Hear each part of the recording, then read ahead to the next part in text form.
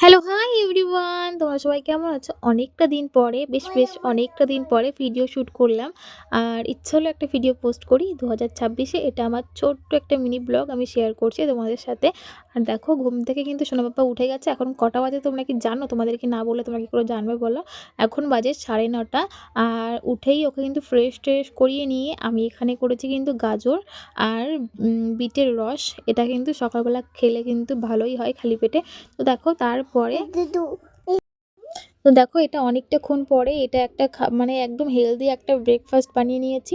এটা হচ্ছে আ চিলা টাইপের। তো এটার রেসিপি যদি চাও তোমরা অবশ্যই আমি শেয়ার করে দেব। আর তার সাথে চা ছিল। আর সোনা পাপা কিন্তু সকালবেলায় ভারী কিছু খাইয়েছিলাম। তো তারপরে স্নান করানোর আগে আমি ওকে একটু ফল দিই। সে যেকোনো ফলই আমি ওকে দিই।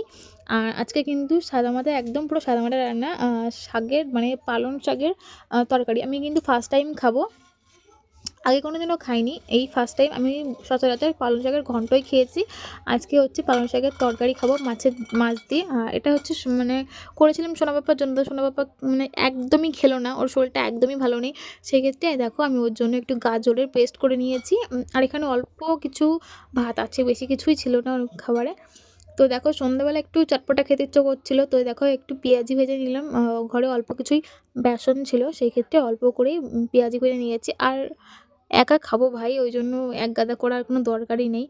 তো এদিকে দেখো পেঁয়াজি আর মুড়ি আর তার সাথে আছে চা। এটা খাওয়া-দাওয়া করলাম সন্ধ্যাবেলা। খাওয়া-দাওয়া করে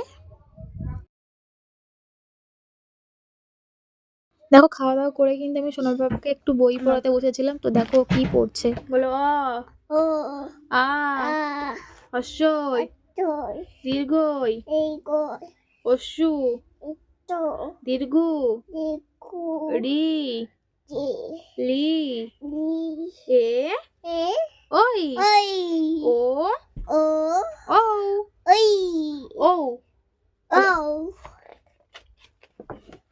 দেখো আমি কিন্তু ওকে কিন্তু বই-টই পড়াচ্ছি। আর এইভাবে আমি একদিন বাদে একদিন ওকে বই পড়াই। আর রোজটা দিন পড়াই না, বেশি চাপ দিতে চাইও না ওকে। এখনো এত ছোট। তো সেই ক্ষেত্রে আমি অল্প অল্পই পড়াই। আর যেটুকু পড়াই ও সেটুকু খুব ভালোভাবেই পড়ে। আর আমি এখন ভয়েস ওভার দিচ্ছি। আমার ছেলেরও ভয়েস ওভার দিতে হবে। তা তোমরা আমার ছেলেরও ভয়েস ওভার শুনে নাও। তো দেখো রাত্রিবেলা কিন্তু আমাদের খাওয়া-দাওয়া হয়ে গেছিলো। দুপুরে সেই তরকারিটা দিয়েই আমরা খেয়ে নিয়েছিলাম। আর সোনু পাপার জন্য অন্য একটু কিছু করে দিয়েছিলাম। আর দেখো বিছানা করা হয়ে গেছে। প্রচুর ঠান্ডা। আর তার জন্য সোনু পাপাকে ছোট একটা কম্বলটা পেতে দিলাম নিচে। আর হচ্ছে ওকে এখন ডাইপারটা পরাবো। কারণ ভীষণ ঠান্ডা। আমি রোজ দিন ওকে ডাইপার পরাই। গরমকালে তো ওকে ডাইপার একদমই দিই না। আর মানে শীতকালেটাই দেওয়া হয়। আর চলো সবাইকে টাটা, ভালো থেকো, সুস্থ থেকো। আর সবাইকে গুড নাইট। আমার সোনাও কিন্তু গুড নাইট করে দিল তোমাদেরকে।